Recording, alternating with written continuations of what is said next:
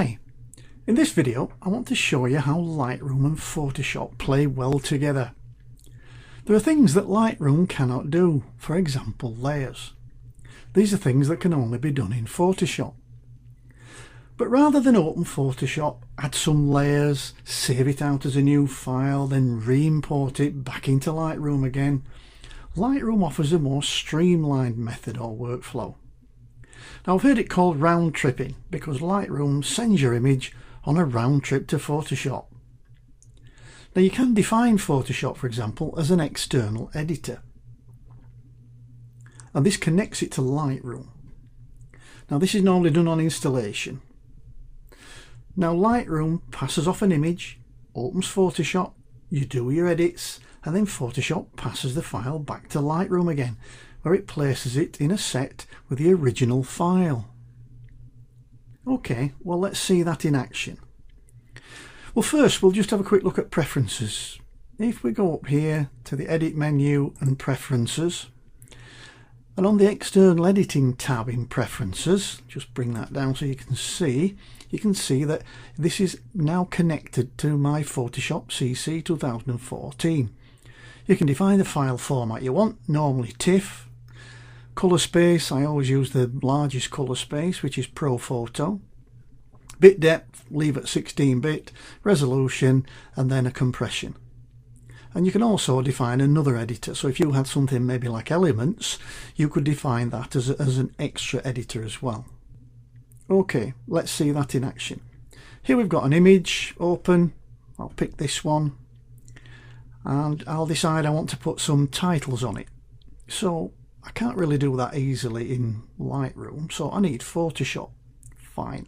So I'll go up to the photo menu, go to editing, and edit in Adobe Photoshop.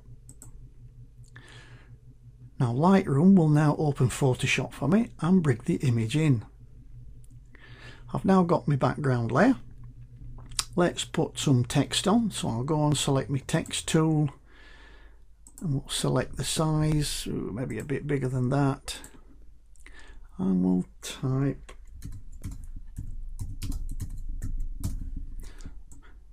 the Iron Man. I'll accept that. Let's put a couple of effects on it. We'll say we'll have a bevel and emboss, we'll have a stroke, and we'll have a drop shadow, and I'll click OK. So you can see here now in the layers panel we've got a layer, but now I want to send this image back to Lightroom, so I'm not going to click Save As. What I'm going to do, I'm going to go to File and Save, and what that will do now, that will send that image back to Lightroom. So I'll just close that down because I don't need it anymore, and I'll go back to Lightroom. I'm just going to hit G for grid view, and here now you can see that I've got two images. I've got my original image here, and I've also got the image that's just been brought back. And if I just move away, you can just see the text under the number. I'll double click just to open that up. You can see that I've got the text here on this image, and I've also got my original image. And Lightroom has quite cleverly put them into a little set, these little double lines here. So if I click on that, it closes that up. So this is telling me I've got two images in this set. If I click that again, I've got my original and the one that's come from Photoshop.